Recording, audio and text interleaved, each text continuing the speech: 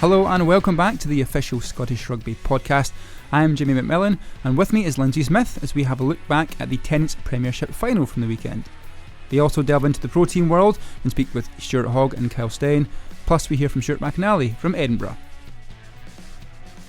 Can I just say it's nice to be back, and Lynn's good to have you back as well. Back by popular demand. Back by popular the demand. Dream team. The dream team. Lynn's, it's just you and I, and Al's just on annual leave. So just on holiday. Just on holiday. Yeah, I think he's probably burnt by now, to be honest. But I hope he's put some sun cream on that head of his. Yeah. So it's just you and I. But we've been away for a couple of weeks, and Al and Mossy have been taking over the hosting duties. They've been telling me it's going really, really well. But what they haven't told us is we've got all the outtakes and the bloopers. Did you notice though in last week's episode how Al pronounces the letter R? It's really strange. To be honest, I haven't listened to it because I didn't want to give them more airtime. Understand. Well, have a listen to this. Let's have a listen now. With last week's announcement that Scottish Rugby have invested in Old Glory Washington's MLR Rugby Club. So I don't know what's it's like marbles in his mouth. Yeah, I don't know what's happened there. But he talked about how it went really well, and they were in the Clyde One studios in Glasgow doing it. And I think they were just left alone because wait till you hear what happened at the end. Well, you pressed the wrong button, haven't you? No, it's fine. It's fine. Keep that in. It's in. Bye. Oh no, it's not pressed yet, is it? I hope it's not. Oh no, I don't know if we're started again. Have we recorded anything? Have you? Why is it like honestly? Linz, it's a Tennent's Premiership special. Ayr versus Heriot at Millbrae last weekend. You were down there. A great game, wasn't it? Oh, fantastic game. Loads of supporters there. Both teams throwing absolutely everything at it. And to be fair to Ayr, they were just a bit more clinical at the end of the day, and they hung on for the win. But it is shaping up nicely for Silver Saturdays as well, because we'll see a rematch of that fixture. Was it fair to say that Ayr were worthy winners? Were they the better team, or could you have seen Heriot snatch that victory? It was actually Heriot who got on the board first. A nicely timed drop goal. But I suppose throughout the match they were quite evenly matched. Interestingly enough, Ayr didn't use anyone from their bench until about 3 minutes out from the end, which I thought was quite interesting. So they were sticking with the original lineup, and to be fair to those players, they had done a really good job up until then. So I suppose why change it? Heriots were throwing absolutely everything at Ayr. But I mean, both teams played really well, and there was some really nice tries scored. I think it was Heriot's a really nice crossfield kick that just hung pretty nicely for the winger and who dotted down. So both teams, so much effort from both of them. There was like some massive ball carries, really good defensive efforts from both sides. But Ayr were just a bit more clinical on the day. And what was the crowd like? It looked like quite a good crowd that turned up at Millbrae as well. Yeah, both from travelling sport from Heriot. They were pretty loud and in form. I think there was a few song sheets going around as well. Bit of an air horn too. But in terms of the home support, they came out in the numbers. There was, grannies, granddads, young kids. Everyone was there. It felt a little bit like the whole of Ayr had come out. But they were pretty loud as well. Yeah, massive congratulations to Ayr in winning the Tennent's Premiership this season. Congratulations to Heriot, but they'll have a chance to go again at Silver Saturday here at BT Murrayfield. Now, Lynn, I said you were down. This is a Tennent's Premiership special. You were down at Millbrae and you were chatting to everyone around Heriot and Ayr. And here's a look back at some of the people you chatted to on Saturday.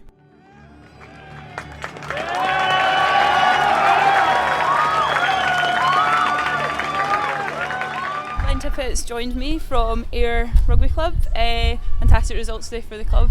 How did you find that game? Really good, Lindsey. Obviously very enjoyable when you win games. A few years ago we lost to Heriots down here, and that was still in the memory of a few of our players. But a great day for the club and the community, the surrounding community. We were very much trying to do something here that everybody's going to be proud of, and that game today, that result was really pleasing. Yeah. So both clubs came into this game with one win apiece, and you both won at each other's grounds. So you're coming back to Ayr today. I noticed the difference the crowd makes, especially in the last 10-15 minutes. Is that something that's pretty special to Ayr? I think the fact that we've got our stand so close to the main pitch here, and we had a fantastic support here today, and We've got a massive membership, massive youth section that we really want to engage with us. We want those kids to aspire to play for our first 15 and our ladies' first 15 as well. So, look, going into the game, it was always they're always a very, very tough team to play against Heriots. I think the thing for us was we've got this real self-belief at the moment. We've probably had it for quite a few years, and sometimes you win those games, sometimes you don't.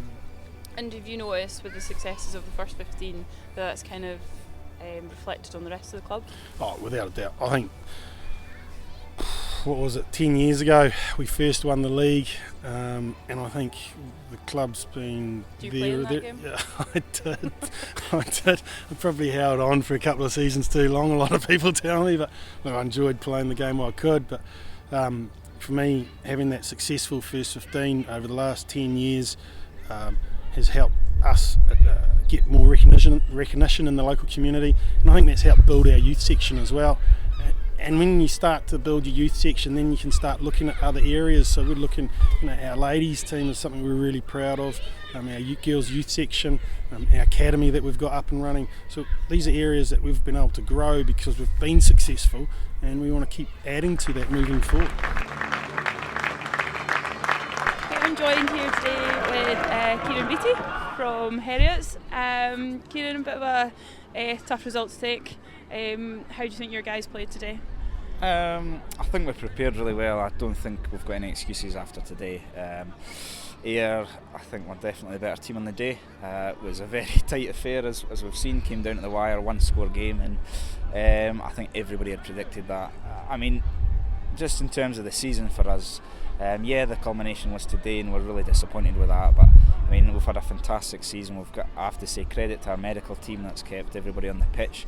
We've had very little injuries, and credit to Phil and Jim Parker, who's really rallied the troops all year. And we've come really close. And there's a game in 3 weeks' time, and I've no doubt it'll be tight again. Yeah, you just touched on the game in 3 weeks' time, but both teams come into this game today with a win each. So yes, Ayr have won the game today, but how do you now prepare for, I suppose, round 4 of this fixture set up for BT Murrayfield? Well, I think we know each other very well. I think there was a bit of press that's saying there was no love lost, but that's not the case. It's actually a lot of respect with both teams, and Pete will do his homework. I'll certainly do mine. We'll all do our homework, and I've no doubt there'll be a few trick plays up the sleeve again. But this is what it's about. We've got hopefully the two best teams in Scotland battling it out against each other, and it's great that they are so tight and on knife edges these games are. So you started with Heriot's building towards Super 6 in January. How's it been so far? In all honesty, the club's been absolutely fantastic. I mean, I can't believe the people at the club. They're really supportive, they're really forward thinking. There's some very clever people there, thank goodness if I'm in there. But it's we've had eyes on this for a while, and this was a big thing for us, and we've also got the cup as well, which is big. So quite rightly, thoughts have changed to that. So we're fully focused on the job in hand today. We'll maybe have a bit of downtime, focus on the cup, and then it's Super 6 after that. Brilliant stuff, Lindsey. I want to just ask you about one area of Ayr Rugby Club. A great club down in Ayrshire, but the women's side of it, the Ayr ladies team, just seems to be going from strength to strength. You must know a few people that are involved in the setup down there, but what do you make of the setup and what they're doing for women's rugby down there? Yeah, I think Ayr as a whole have got quite a good model in place, and I think for the women's section, or the women's and girls section, they've got that advantage of being attached to a men's senior side who have been successful. They've put certain processes in place, and some of their coaching staff and their development officer Stuart Fennick, he's able to replicate the successes they've had with the kind of male side of the game, and implement that into their women's side, which I think can only be a good thing. You've got people who are driving it forward, and you can see that from the numbers they're now starting to get from all their different partnerships they've got in place. They've recently partnered with our Drawson ladies and Stuart ladies. So what they've done is they've taken the strongest players will play for the top team or the top placed club in the cup competitions, and then they'll filter that down so that everyone's getting to play rugby, but they're also getting to play at a level that's suitable for them. And I think that's actually quite a good idea that Ayr, Ardrossan and Stuart have put together. I'll be quite interested to see how that plays out for them. Ardrossan, my old club, so I wish them all the best with that move. Not the ladies' side, obviously. We didn't play for them, no. the men's side, but it's great to see that clubs are actually having discussions now, though, and coming together for the benefit of club rugby. That's great to hear. Yeah, I think it's good that you've identified that you can't do it all on your own. So it's good to have those partnerships and work with other people within your area to make that region stronger. Lindsey, was 2 great results the weekend in the Guinness Pro 14 for both Glasgow and Edinburgh away from home, beating Scarlets 20 points to 12, and Glasgow a victory over Ulster at home 30 points to 7. And before we look in depth into that game, let's just hear from Stuart, Hogg and Kyle Steyn. So 82 long days, how good was it being back out at Scotstoun tonight? Oh yeah, it was class. It's been a long time since I last played here, as you say, so it was good to get back in front of our home crowd and give them something to cheer about, so we're delighted with that bonus point one. Carol, how much did you enjoy that tonight? Oh, that is unbelievable. Definitely the best atmosphere I've had at Scotstoun, and I've had some pretty good ones. So, a real shout out to everyone that came out tonight. It was unbelievable, unreal from the forwards up front. I think they really set the tone with a good attitude. Yeah, important win after a tough start to the game. Yeah, absolutely. I think credit to Ulster. They really brought it to us, and we had to defend for large periods of time. Our discipline wasn't great, but look, we came away with a bonus point, and we're happy when we move on. Yeah, I think we both teams are coming off. We're hurting after last week's defeat, so I think it was about attitude, all about attitude today. And like I said, big credit to the forwards up front. They really set the tone. Nice play with Tommy again as well. Yeah, it's not too bad. Obviously, he went over in the corner, but I think just testament to his character. Shutting down the 2 tries that they could have potentially scored. So, fair play to him for that. What an impact you've had since you joined the club. You've started every game. You must be really enjoying it just now. Oh yeah, absolutely loving my time here at Warriors. It's real good system got going, and real good environment here with the team, so loving it. You enjoy playing with Sammy out there tonight? Oh yeah, Sammy's a class act to play with. He's showed his talent on the national stage, and it's a big honour to play with him on my inside, and then I've got Tommy Seymour and Stuart Hogg outside me, so big honour to play with names like that, and certainly makes my life a little bbit easier. Do you prefer playing on the wing or at centre? Oh, I think I'll choose centre if you give me those players around me any day. Just happy to be playing, really. So I'll do whatever. Stuart Hogg and Kyle Steyn there chatting to Jeremy Bowen after the game. Great to see Hoggy back in action. He's just such an impact player, isn't he? And you forget that he's only maybe got a few more games left at Glasgow before he heads down south. Yeah, and obviously he's a big fans' favourite, and obviously Scotstoun on Friday night was absolutely jumping. It's been, I think, nearly 2 seasons since Ulster have played at Scotstoun, so they always draw a big crowd as well. But to have a game like that plus Hoggy back was massive, and he put in a really good performance as well. And Kyle Steyn, what do the players refer to him as, Lindsey? I call him Steyn Train. Steyn Train, brilliant name. I know that he's been doing a little bit of work on the sevens as well. And Scott Johnson was I know this, when speak to Jono before he left, he was really pushing him towards the pro teams, and there wasn't much kind of at the start, but potentially desire to bring him on board, but you can say now that it's paid off dividends for Glasgow, can't you? Oh yeah, he's been outstanding in the first couple of games that he's played for Glasgow. He just seemed to be involved in everything, a lot of instances on the pitch. He carries really well, and sometimes you maybe wouldn't see that from a sevens player. We need that time to adjust to switch from sevens to 15s, but he seems to have bedded in quite well, and he seems to be becoming one of the favourites with the fans as well. And Glasgow now top of the table on 71 points. We've got Leinster away from home next week. That'll be a huge game. If they get one on the road there, it'll just hopefully cement that the semi-final, because it's straight through, isn't it, the Pro 14? If you finish top, you get a bye top, you go straight through through, to the final. Yeah. Hopefully it'll cement that semi-final place for them, and then Edinburgh at home, the last game of the season, which regardless if it's for semi-final or not, it's always a big game. It'll always be a big game, and it's on our home patch. It's at Scots, and you're right. Glasgow now top of the table on 71 points. Leinster away from home next week, huge game there. Hopefully they'll get a great result on the road, but then Edinburgh at home, we all know that's always a big occasion. No matter if it's playing for a semi-final or not, it's going to be a huge game. It'll be massive, and we'll see we're going big as well, so 10,000 seats available. Brilliant. Or hopefully the place will be jumping. I would expect that to be a sellout.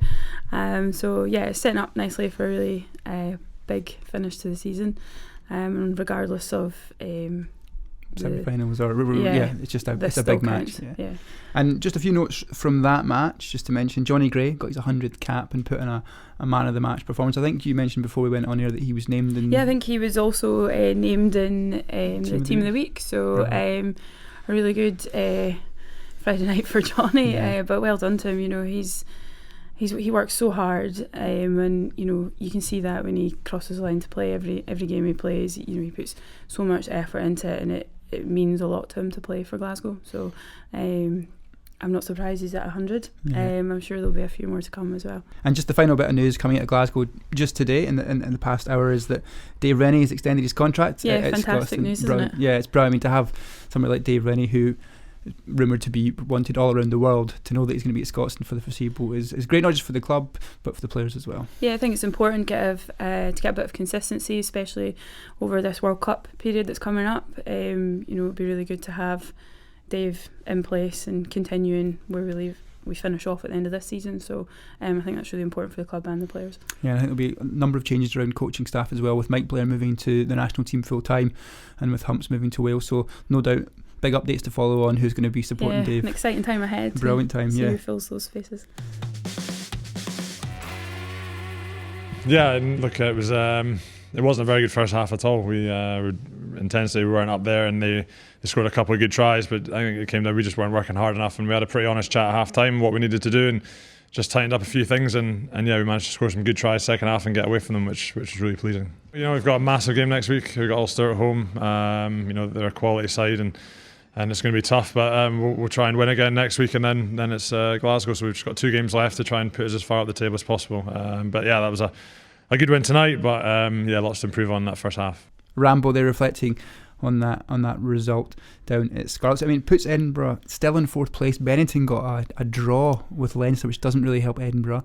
So Edinburgh's currently sitting in 4th. They've got a big couple of weeks coming up. They've got Ulster here at home at BT Murrayfield on Friday night, and then Glasgow away. That's a pretty difficult run-in, isn't it? Yeah, it's a big couple of weeks for both Scottish sides. So I'm sure both teams will be training hard, preparing for each game kind of individually, and obviously taking one game at a time. But yeah, it definitely makes an exciting end to the season for both teams, and I think, you know, this is the time of the season that both teams and players relish, because it's the business end of the season.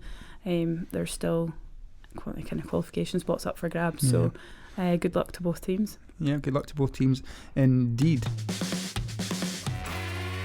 Just some news that's come out of Edinburgh literally as we sat down to record this, Linz, is the leavers for Edinburgh at the end of the season. Now, a few of them have already been announced. Alan Dale going to London Irish, and Nathan Fowles leaving the club as well. But 2 ones that stand out for me are Tom Brown and Ross Ford. You know, for me, thinking about Tom Brown, since I've been here for 4 or 5 years, Tom Brown's been synonymous with Edinburgh. He's been one of those players, one of the most reliable players that Edinburgh have had, and it's just obviously maybe time for a change for him. No idea what he's going to do next, but we're looking for 2 co-hosts at the moment, so he wants to pop down. Ross or him and Ross want to come down. Come up. Come on down. The dads are on tour just now, so we've got some vacancies. You can come down. Ross Ford, a tremendous player. On the pitch, but off the pitch as well, just a brilliant human being. He's a lovely, lovely man, and he spent the majority of his career with Edinburgh, but he's also Scotland's most capped player.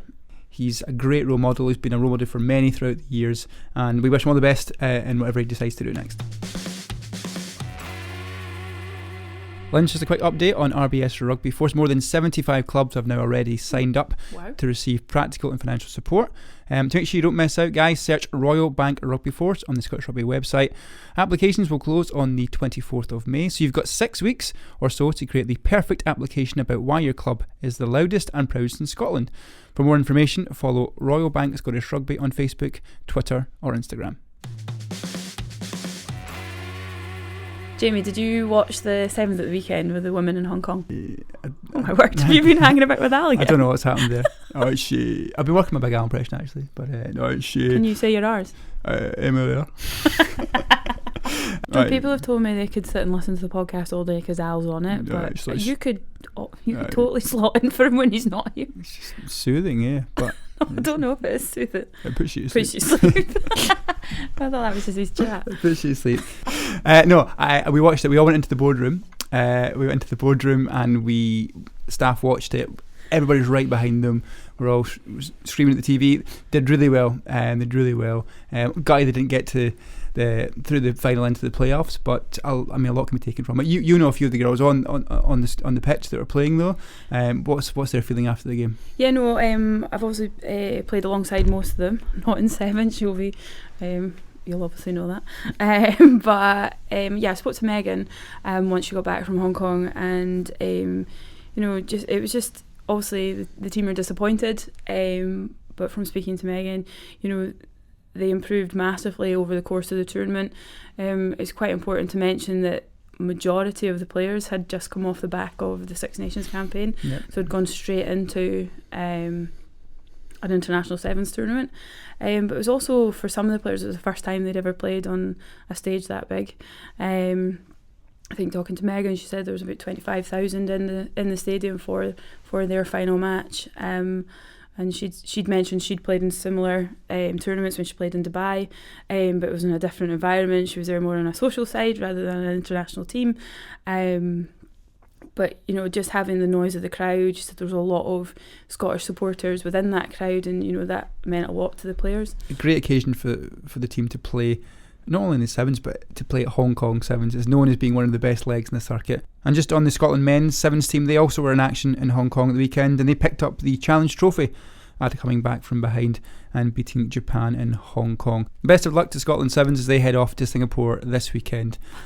Jamie, have you seen Race Around the World? Have you seen that TV programme? Yes, BBC, the couples having to... You're in pairs and you've got to work your way around the world. Yes, You've got certain checkpoints along the way. I love it. So what's the but concept? You've got a budget and you're not allowed to take a flight anywhere. That's right. So you have the same amount of money you would have for a flight, and you've got to get from London to Singapore, because it's the furthest journey you can do via land or sea. Is that right? Yeah. Road or rail. Brilliant concept. Yeah. Can we do a podcast one? Maybe we could do a podcast one where you've got to get from Shetland Rugby Club all the way down to... That's a good idea. Where would we go? North Berwick? Would that be? Well, no, we do Gala, Hoyk, the Borders. Hoyk. Now, there's four of us. There's me, you, Alan, Mossy. Well, how do we split the team? Who would you want? Don't put me with Alan, because we just fall out. But we would need to be split up, I think, because they'd have more bargaining power to get things for free. No, it's a brilliant concept. It's really, really good TV, actually. I've not seen the final episode, so don't ruin it for me. I'm going to watch that at some point this week. But it's not who you think that wins. Cheers, Lynn, for the spoiler alert. There's 4 couples. It could be anyone. Yeah, but I know who I don't think is going to win it. Anyway, no, it's good. And good link there with Singapore as well. Well done. When's it's time for us to say goodbye? It's goodbye from me. It's a goodbye from you. This has been fun. When the powers that be find out that we've been in here doing this unsanctioned podcast, we've gone rogue. Well, at least we've enjoyed it. I've had fun. We'll be back next week, hopefully with Alan Mossy. But Lynn, thanks for coming in, and see you soon. Thank you. See you next week.